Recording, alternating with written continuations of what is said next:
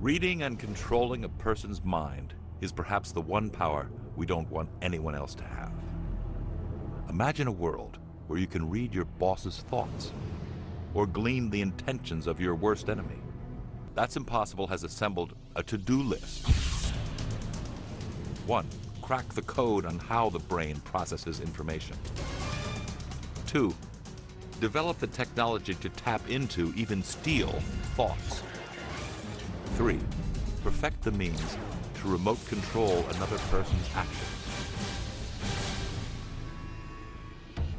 Right now, in secret and public, scientists are working on the important first step to reading the mind.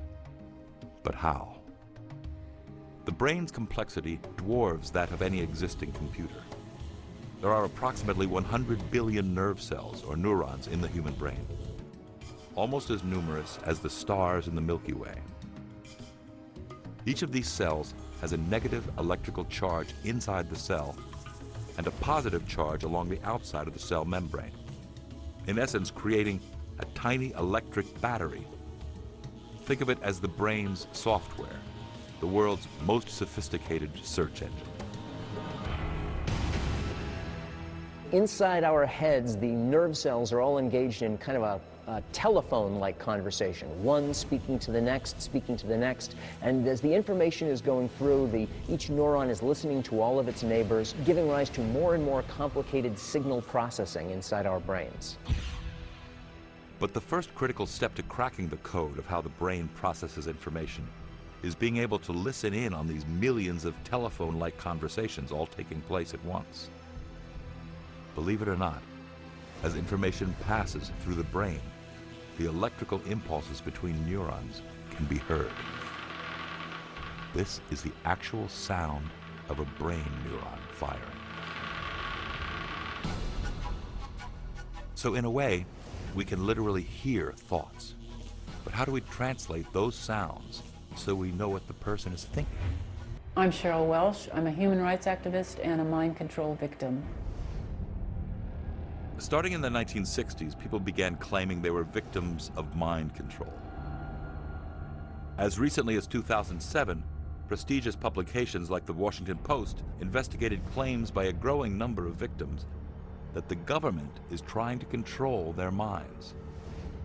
Cheryl is one of them.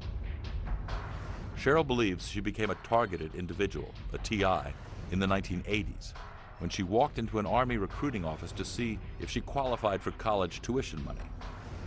She decided not to enlist.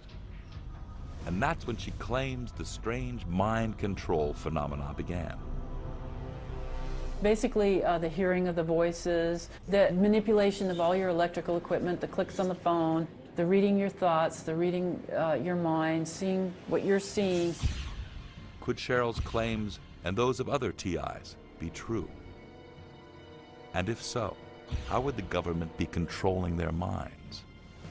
Many of them, including Cheryl, point to electromagnetic and microwave mind control weaponry. Everybody agrees your mind is an electrochemical system. It works on electric signals, magnetic signals, and signals from the outside. They know this can mimic, disrupt, or interfere with signals in the body. John Alexander is a retired U.S. Army colonel and Pentagon advisor on non-lethal weapons. His 1980 article, The New Mental Battlefield, published in the Army Journal Military Review, is cited by Cheryl and other TI victims as proof that the government is carrying out mind control experiments. However, he denies any government wrongdoing. I'm very familiar with the conspiracy theorists on mind control and what they state. The biggest question I'd ask is, why them?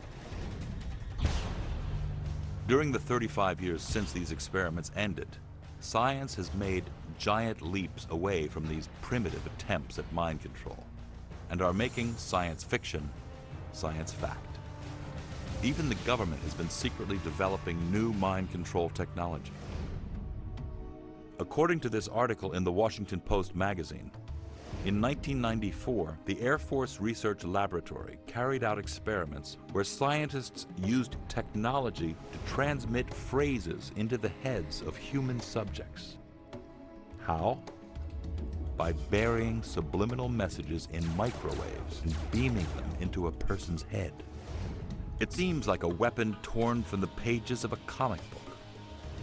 The Air Force denies it's working on one.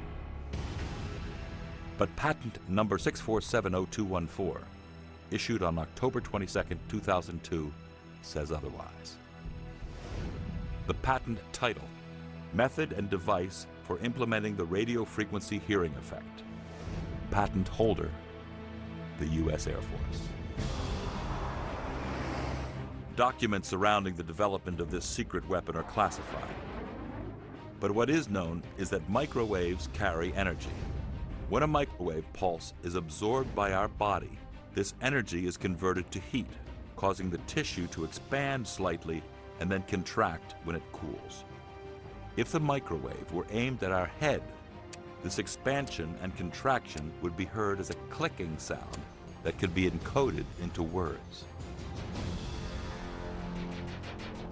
With that sort of technology, you could give someone an instruction, or you could perhaps make them think they were going mad. And it quite clearly talks about the military applications of this technology. Is patent number 6470214 a top secret mind control weapon? According to this passage in the patent documents, this device can beam energy waves that can be, quote, converted to nerve signals which are sent to the brain, thereby enabling intelligible speech to be perceived by the brain. The result? The person hears voices that aren't there, much like the voices reportedly heard by targeted individuals.